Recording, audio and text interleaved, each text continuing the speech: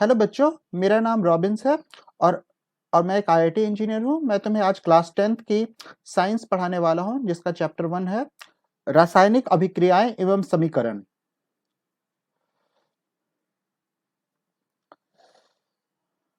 मैंने आईआईटी से बीटेक किया है। आईआईएम अहमदाबाद से भी मैंने पढ़ाई की है। मैं खुद एक स्कूल टॉपर रहा हूँ और मैं आनंद मार्ग का आध्यात्मिक और सामाजिक दर्शन फॉलो करता हूँ और डॉक्टर अंबेडकर का मैं प्रशासनिक दर्शन फॉलो करता हूँ। चलो आओ क्लास की तरफ वापस चलते हैं। Facts are not science, as the dictionary is not literature.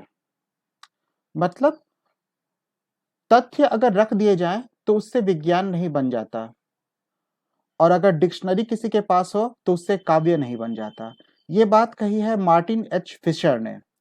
तो इसी तरह से हम लोग को विज्ञान को अगर समझना है तो हमें उसके बहुत सारे क्रियाओं को समझना होगा, बहुत सारी अंदरूनी बातों को समझना होगा कि किस तरीके से रसायन एक विज्ञान के रूप में उभर कर सामने आता है।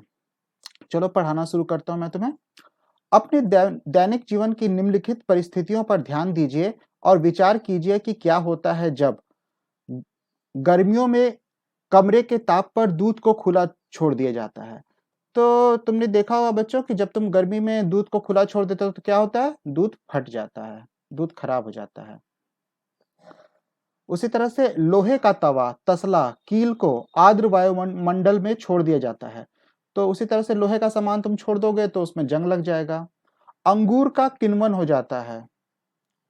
अंगूर क्या हो जाता है, फर्मेंट हो जाता है। तो अंगूर का किण्वन हो जाता है, अंगूर खराब हो जाता है, देखते होगे तुम, अंगूर में रंग बदल जाता है। भोजन पकाया जाता है। तो भोजन पकाया जाता है तो भोजन पकाने में भी परिवर्तन होता है। हमारा शरीर भोजन को पचा लेता है, तो डाइजेशन कैसे होता है, क्या उसमें भी रासायनिक अभिक्रिया हो रही है? हम सांस लेते हैं, तो क्या जब हम सांस लेते हैं उसमें भी रासायनिक अभिक्रिया होती है? होती है। हम लोग देखेंगे आगे कैसे होती है। इन सभी परिस्थितियों में प्रारंभिक वस्तु की प्रकृति तथा पहचान कुछ न कुछ बदल जाती है। पदार्थ के भौतिक तथा रासायनिक परिवर्तनों के बारे में हम पिछली कक्षाओं में पढ़ चुके हैं। जब कोई रासायनिक परिवर्तन होता है तो हम कह सकते हैं कि एक रासायनिक अभिक्रिया हुई है। आप शायद सोच रहे होंगे कि रासायनिक अभिक्रिया का वास्तविक अर्थ क्या है। हम कैसे जान सकते हैं कि कोई रासायनिक अभिक्रिया हुई है या नहीं? इन प्रश्नों का उत्तर पाने के लिए आइए हम कुछ क्रियाकलाप करते हैं। तो बच्चों, ये जो एनसीईआरटी की बुक है, इस बात को हमेशा याद रखना कि एनसीईआरटी की किताब पहले लाइन से आखिरी लाइन तक, जिल्द के एक पहले पन्ने से आखिरी पन्ने तक एक एक शब्द इंपॉर्टेंट है एनसीईआरटी का। तो तुम्हें कोई भी एग्जाम होगा इसमें ये तुम्हें मदद करेगी। तो इसीलिए एनसीईआरटी किताब को कभी मत छोड़ना। तो इसीलिए मैं तुम्हें लाइन बाय लाइन पढ़ा रहा हूँ ताकि कोई महत्वपूर्ण बिंदु छूट ना जाए। तो उसी तरह से जो क्लास 10 का जो विज्ञान लिखा गया है किताब एनसीईआरटी की, इसमें अलग से एक्सपेरिमेंटल बुक नहीं दी गई है। इसमें क्या किया गया है कि विज्ञान की किताब में ही बहुत सारे एक्सपेरिमेंट्स को उनके चैप्टर्स में डाल दिया गया है, जैसे कि बहुत सारे क्रियाकलाप के माध्यम से। तो हम लोग चलो पढ़ते हैं क्रियाकलाप 1.1। सावधानी, इस क्रियाकलाप में शिक्षक के सहयोग की आवश्यकता है। सुरक्षा के लिए छात्र आंखों पर चश्मा पहन ले तो उचित होगा। तो ये क्या है कि इसमें थोड़ी चोट लग सकती है, तो इसीलिए वहां पर बगल में कोई शिक्षक होना चाहिए जो तुमको बताए कि हाँ भाई ऐसे होता है एक्सपेरिमेंट। लगभग 3-4 सेंटीमीटर लंबे मैग्नीशियम रिबन को रेगमाल से रगड़कर साफ कीजिए। तो 3-4 सेंटीमीटर लंबा एक मैग्नीशियम का रिबन लेना है और इसको क्या करना है, सैंड पेपर से रगड़कर साफ कर लेना है। सैंड पेपर तुमने देखा होगा मार्केट में, या फिर बहुत लोग यूज भी करते हुए देखा होगा तुमने। इसे चिमटे से पकड़कर स्पिरिट लैंप या बर्नर से इसका दहन करिए तथा इससे बनी राख को वॉच ग्लास में इकट्ठा कर लीजिए, जैसा कि चित्र 1.1 में दिखाया गया है। मैग्नीशियम रिबन का दहन करते समय इसे अपनी आंखों से यथासंभव दूर रखिए। आपने क्या प्रेक्षण किया? चित्र 1.1 में हम लोग क्या देख रहे हैं? हम लोग देख रहे हैं कि ये मैग्नीशियम रिबन है और ये इसको हमने चिमटे से पकड़ रखा है। इसको हमने बर्नर की मदद से इसको जला रहे हैं। तो यहाँ पर जो राख बनेगी, तो ये राख यहाँ पर नीचे नीचे गिर जाएगी। ठीक है। तो राख गिर के यहाँ पर कहाँ जमा हो रही है, मैग्नीशियम ऑक्साइड बन करके वॉच ग्लास में जमा हो रही है। तो इससे हम लोग देखते हैं कि मैग्नीशियम रिबन का वायु में दहन कर मैग्नीशियम ऑक्साइड को वॉच ग्लास में इकट्ठा किया जा रहा है।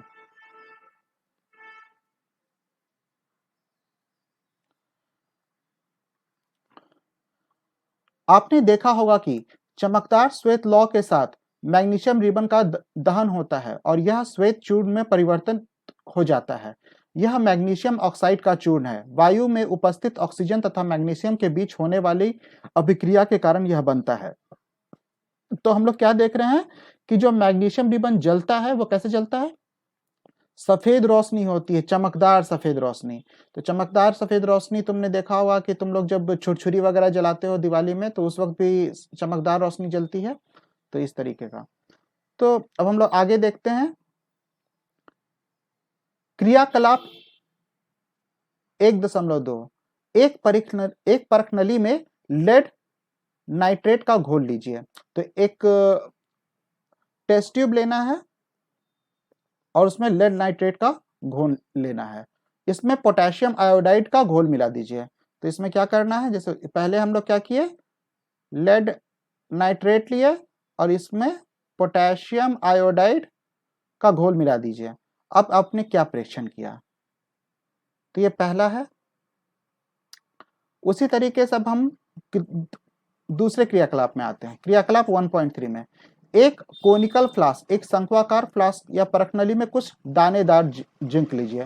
तो ये दानेदार जिंक क्या होता है, ग्रैन्युलर जिंक। तो ग्रैन्युलर जिंक मतलब समझ सकते हो, जैसे तुम चीनी देखते हो ना, छोटे छोटे दाने की तरह होता है, उसी तरह से जिंक को दानेदार जिंक को लेना है। इसमें तनु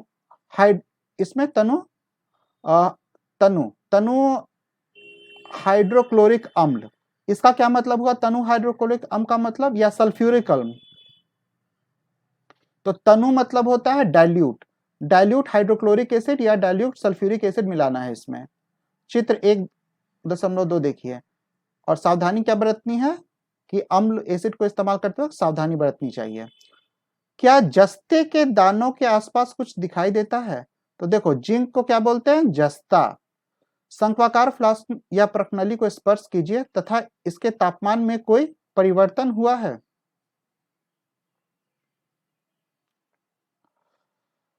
तो हम लोग देखेंगे कि जब ये रिएक्शन हो रहा है इसके अंदर, तो क्या कोई टेम्परेचर, क्या मतलब कि जो हमारा जो फ्लास्क है क्या गर्म हो गया या ठंडा हुआ है, वो हमको देखना है। तो ये हम लोग चित्र 1.2 देखते हैं। तो ये जो दानेदार जस्ता है, देखो ये जो दानेदार जस्ता है नीचे, उस पर तनु हाइड्रोक्लोरिक अम्ल की अभिक्रिया से हाइड्रोजन गैस का निर्माण हो रहा है। तो वो कैसे हो रहा है, ऊपर में इसको देखो, पहले इसमें जिंक दानेदार जस्ता डाल दिए, फिर इसमें अम्ल डाल दिए, और ये फ्लास्क है, और इसको कांच की नली से क्या कर रहे हैं कि इसमें एक छोटा सा नली निकाल दिए कि जो भी इसमें से गैस निकलेगा वो ऊपर जाएगा, और ऊपर जा करके ये कॉर्क से होता हुआ बाहर निकल जाएगा। तो क्या निकल रहा है, इसके रिएक्शन होने से हाइड्रोजन गैस। और ये जब यहाँ से बाहर आएगा तो यहाँ पर तुम अगर एक माचिस जलाते हो, माचिस, तो ये जल जाएगा, माचिस जल जाएगा। ठीक है। तो यहाँ पर ये हाइड्रोजन गैस है, तो हाइड्रोजन गैस जो है वो माचिस से जल जाएगा। ऊपर दिए गए तीनों क्रियाकलापों के आधार पर हम कह सकते हैं कि निम्न किसी भी प्रेक्षण की सहायता से हम निर्धारित कर सकते हैं कि एक रासायनिक अभिक्रिया हुई है। तो हम लोग क्या देख रहे हैं कि रासायनिक अभिक्रिया हुई है। ये हम लोग कैसे पता लगा रहे हैं कि देखो उसमें क्या हुआ था कि मैग्नीशियम और ऑक्सीजन मिलकर के मैग्नीशियम ऑक्साइड राख बना दिया था। फिर क्या हुआ कि जब जस्ता में तुम एसिड डाले कोनिकल फ्लास्क में, तो हाइड्रोजन गैस निकल के आया। तो इस पर हम लोग क्या देख रहे हैं कि कुछ ना कुछ परिवर्तन हुआ है। तो क्या क्या परिवर्तन हुआ है, तो पहला है तुम्हारा अवस्था में परिवर्तन, रंग में परिवर्तन, तापमान में परिवर्तन, और क्या क्या हुआ कि गैसों का निकास, एक चीज और हो गई, गैस भी बन रहा है इसमें। यदि हम अपने आसपास हो रहे परिवर्तन को देखें तो पाएंगे कि हमारे चारों ओर विविध प्रकार की रासायनिक अभिक्रियाएं हो रही हैं। इस अध्याय में हम विभिन्न प्रकार की रासायनिक अभिक्रियाओं और उनके प्रतीकात्मक निरूपण का अध्ययन करेंगे।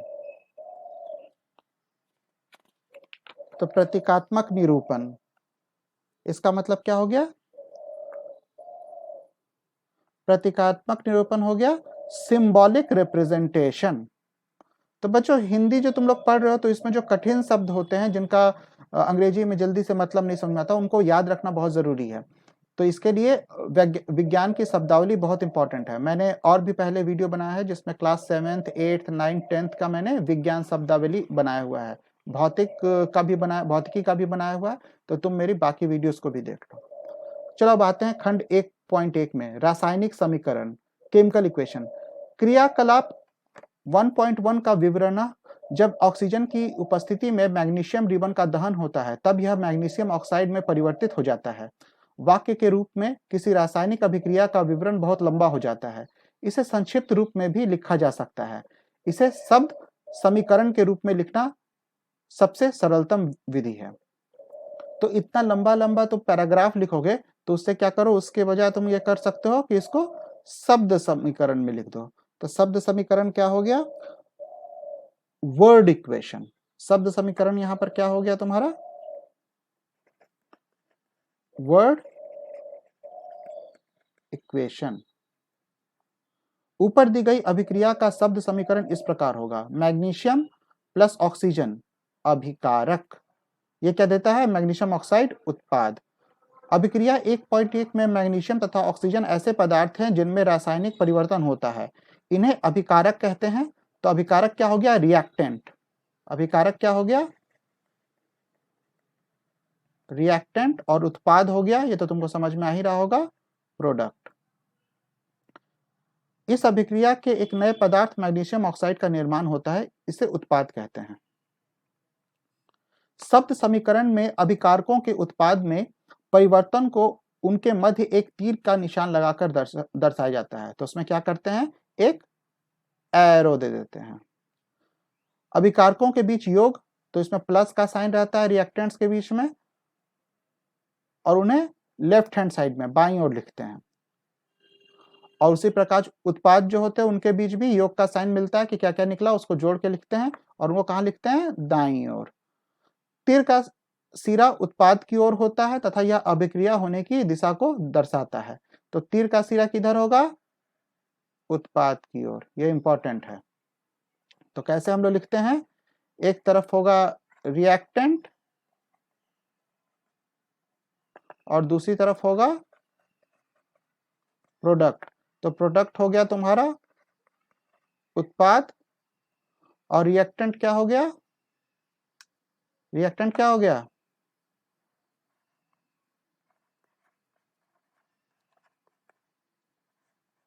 अभिकारक। अगला खंड पढ़ते हैं, रासायनिक समीकरण लिखना।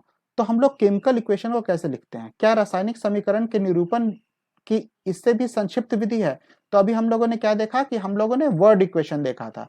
पहले था कि हमने एक पैराग्राफ में लिखा था कि मैग्नीशियम होता है, हवा में जलाया तो फिर वो मैग्नीशियम ऑक्साइड बनाया, तो एक दो लाइन लगता था। फिर हमने उसको शॉर्ट किया कैसे, वर्ड से। तो हम लोग यहाँ पर क्या कर रहे हैं, पहले हम लोग लाइन्स में लिखे थे, लाइन्स में लिखे थे, अब इसको शॉर्ट किया हमने किस में, वर्ड इक्वेशन में, और उसको भी शॉर्ट करेंगे तो कैसा लिख देंगे हम लोग, सिंबल में। तो इससे क्या हो जाएगा कि हम लोग कोई भी रिएक्शन को छोटे में लिख सकते हैं, सिंबल में, या फिर जो हम लोग उसके जो भी उसका जो केमिकल उसका रिप्रेजेंटेशन होता है एलिमेंट का, वो हम लोग लिखते हैं। तो क्या रासायनिक समीकरण के निरूपण की इससे भी संक्षिप्त विधि है, शब्दों की जगह रासायनिक सूत्र का उपयोग करके रासायनिक समीकरणों को अधिक संक्षिप्त तथा उपयोगी बनाया जा सकता है। रासायनिक समीकरण किसी रासायनिक अभिक्रिया को दर्शाता है। यदि आप मैग्नीशियम ऑक्सीजन तथा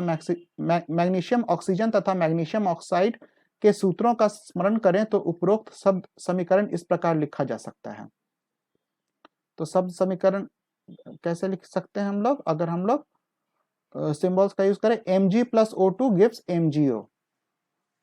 तीर के निशान के बाईं और दाईं ओर के तत्वों के परमाणुओं की संख्या की गिनती कर उनकी तुलना करें। तो तीर के निशान यानी कि जो ये जो तीर है हमारा बना हुआ है, ये जो तीर है इसके इधर क्या है, तीर के इधर में क्या है और तीर के इधर में क्या है। तो ये हो गया तुम्हारा लेफ्ट और ये हो गया राइट। तो ये हो गया दाएं और ये हो गया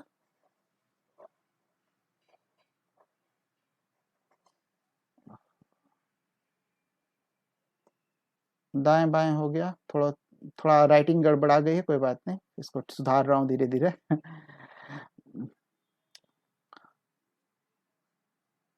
यदि क्या दोनों ओर के तत्वों के परमाणुओं की संख्या समान है? यदि है तो समीकरण संतुलित करें, यदि नहीं तो समीकरण असंतुलित है, क्योंकि समीकरण के दोनों ओर का द्रव्यमान बराबर नहीं है। किसी अभिक्रिया का ऐसा रासायनिक समीकरण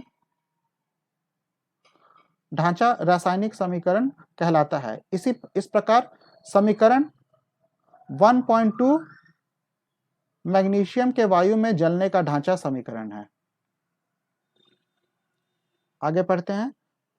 संतुलित रासायनिक समीकरण का महत्व। आपको द्रव्यमान के संरक्षण का नियम स्मरण होगा, जिसका आपने 9वीं कक्षा में अध्ययन किया था। किसी भी रासायनिक अभिक्रिया में द्रव्यमान का न तो निर्माण होता है न ही विनाश, अर्थात किसी भी रासायनिक अभिक्रिया के उत्पाद तत्वों का कुल द्रव्यमान अभिकारक तत्वों के कुल द्रव्यमान के बराबर होता है।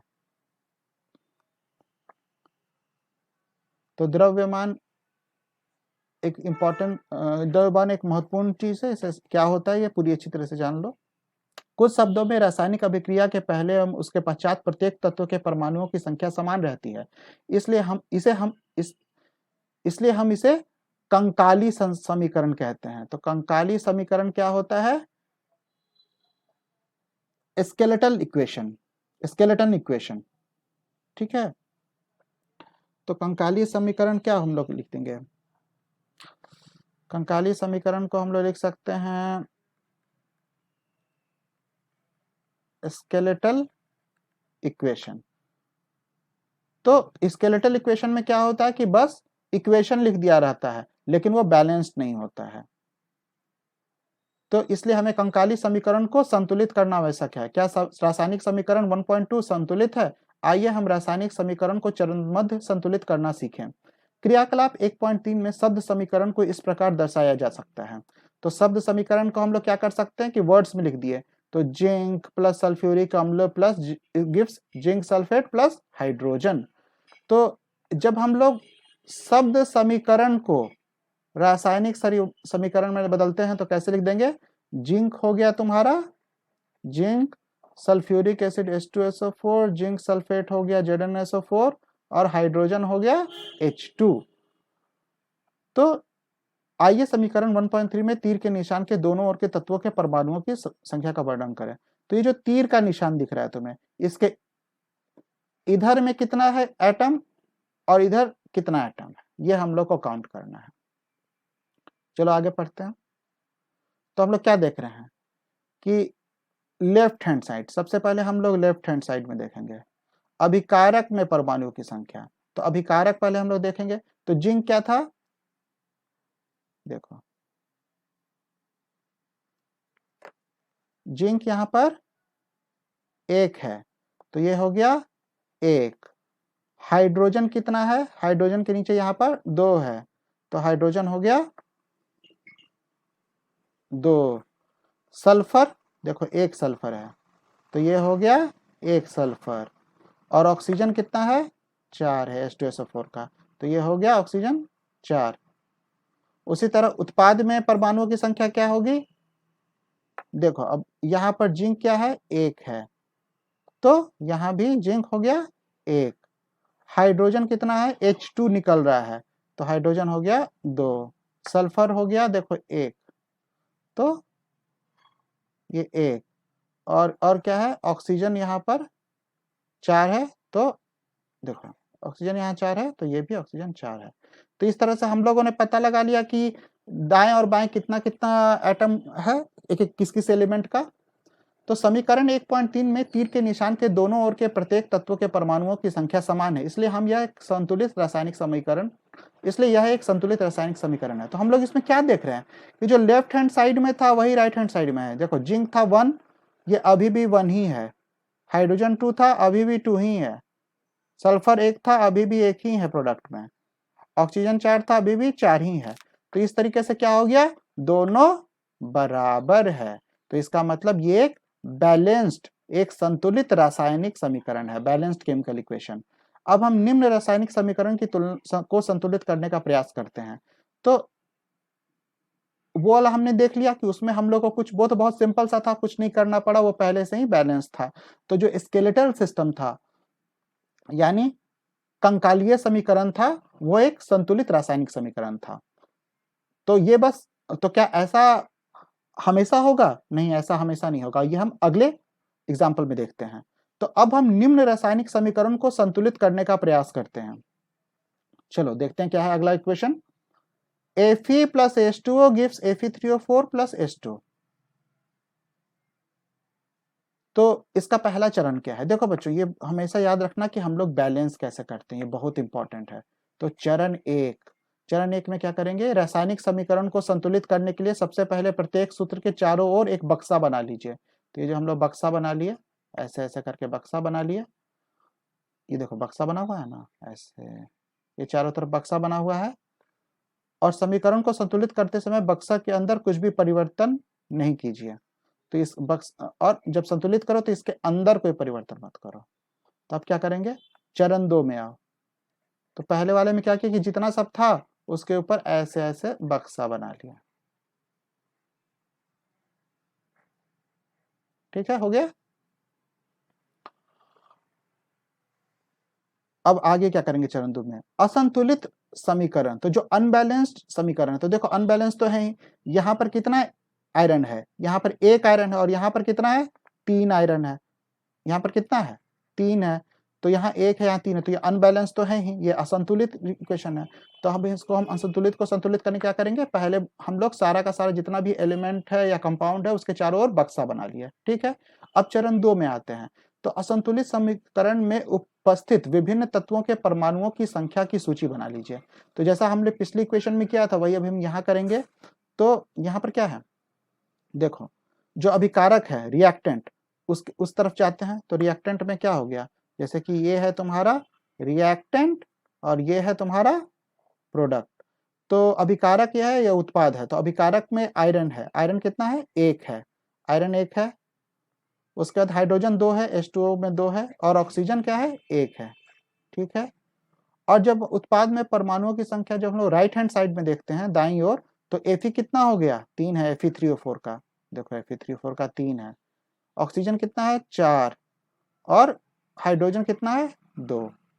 तो अब हम लोग क्या देख रहे हैं, दोनों अलग अलग है। यहाँ पर 1 है, यहाँ पर 3 है, यहाँ पर 2 है, यहाँ पर 2 है। तो हाइड्रोजन तो बैलेंस है, लेकिन आयरन और ऑक्सीजन अलग अलग है। तो चरण 3 में आते हैं हम। तो चरण 3 में हम लोग क्या करेंगे, चरण 3 में, अब देखो चरण 3 अब हम लोग आएंगे। सुविधा के लिए सबसे अधिक परमाणु वाले यौगिक को पहले संतुलित कीजिए, चाहे वह अभिकारक हो या उत्पाद। तो क्या करना है, सुविधा, सुविधा किसमें मिलेगी, सबसे अधिक परमाणु वाले यौगिक। ठीक है, चाहे वह अभिकारक हो या उत्पाद। तो सबसे पहले उसको संतुलित करेंगे। तो इस यौगिक में सबसे अधिक परमाणु वाले तत्व को चुनिए। तो इस आधार पर हम Fe3O4 और उसके ऑक्सीजन तत्व को चुनते हैं। तो इसमें सबसे ज्यादा अधिक परमाणु किसमें है, Fe3O में कितना, Fe3O4 में कितना है, 3 और 4, 3 आयरन का, 4 ऑक्सीजन का। तो टोटल कितना हो गया, 7। और इसमें भी सबसे ज्यादा कौन है, ऑक्सीजन का, 4। ठीक है, तो हम लोग 4 लेंगे, और तो इसलिए हम लोग ऑक्सीजन को सबसे पहले बैलेंस करेंगे। ये समझ में आया कि जिसमें सबसे अधिक परमाणु, जिस यौगिक में सबसे अधिक परमाणु होगा उस यौगिक को सबसे पहले बैलेंस करते हैं।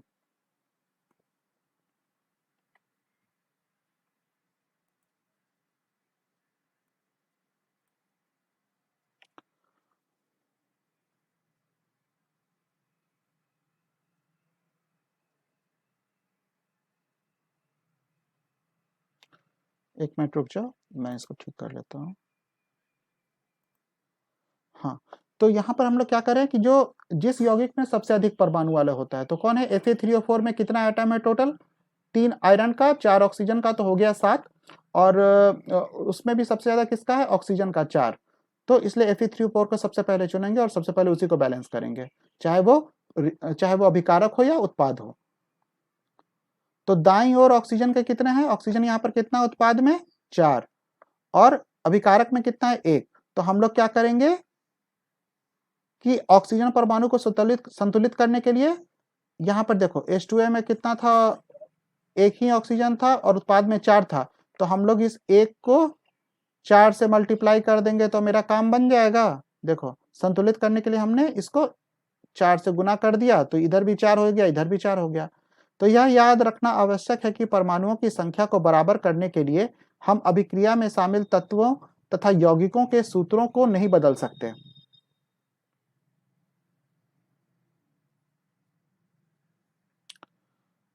तो एक बात हमेशा याद रखना कि परमाणु की संख्या बराबर करने के लिए हम अभिक्रिया में शामिल तत्वों तथा यौगिकों के सूत्रों को नहीं बदल सकते। तो जो तत्व होते हैं, जो शामिल तत्व हैं, एलिमेंट्स, और जो कंपाउंड्स के फॉर्मूला है उसको नहीं बदल सकते, ये बहुत इंपॉर्टेंट है, ठीक है।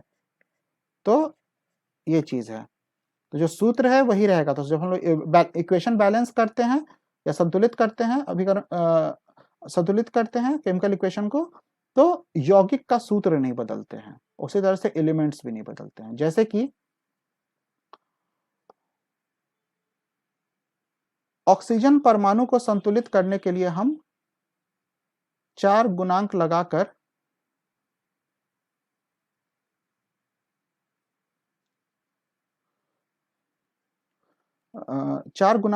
4 H2O लिख सकते हैं, लेकिन H2O4 या H2O होल 4 नहीं लिखेंगे।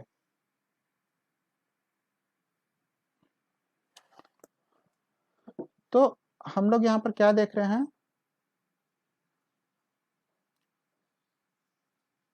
कि ऑक्सीजन परमाणु को संतुलित करने के लिए हम 4 गुणांक लगा करके 4 H2O लिखेंगे, यानी कि H2O के आगे 4 लिखेंगे, ठीक है। 4 लिखेंगे किसके आगे, H2O के आगे, ना कि H2O4 अगर हम लोग लिख देंगे यानी कि ये क्या हो गया, एक नया ही कंपाउंड हो गया, एक नया यौगिक हो गया। तो ये नया यौगिक बनाना है, नहीं, नया यौगिक नहीं, उसको लिख देना है। मतलब कि केमिकल इक्वेशन बैलेंस करते वक्त हम लोग जो पहले यौगिक थे वही हम लोग रखने हैं। तो जब ऑक्सीजन को जब 4 करना है तो हम लोग 4 इसके आगे करेंगे, यानी पूरे H2O को 4 से मल्टीप्लाई करेंगे, और H2O4 नहीं होगा, नहीं तो H2O4 H2O से अलग हो जाएगा, इसलिए इसको हम लोग इस नहीं लिखेंगे। उसी तरीके से H2O होल 4 क्या ये लिख सकते हैं, नहीं, ये भी नहीं लिख सकते। अगर तुम H2O होल 4 करोगे तो फिर उसका जो वहां पर जो परमाणु का जो स्ट्रक्चरल कॉम्पोजिशन या अगल बगल के जो परमाणुओं के साथ वो जुड़ा हुआ है उसका समीकरण बदल जाएगा, इसलिए ये भी नहीं लिखेंगे।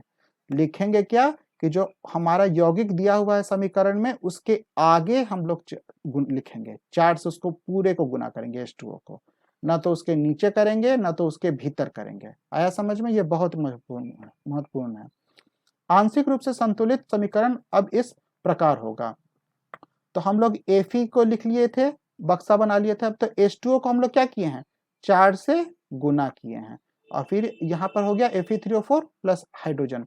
तो ये क्या हो गया, आंशिक रूप से, यानी कि अभी और करना बाकी है। तब हम लोग चरण 4 में चलेंगे।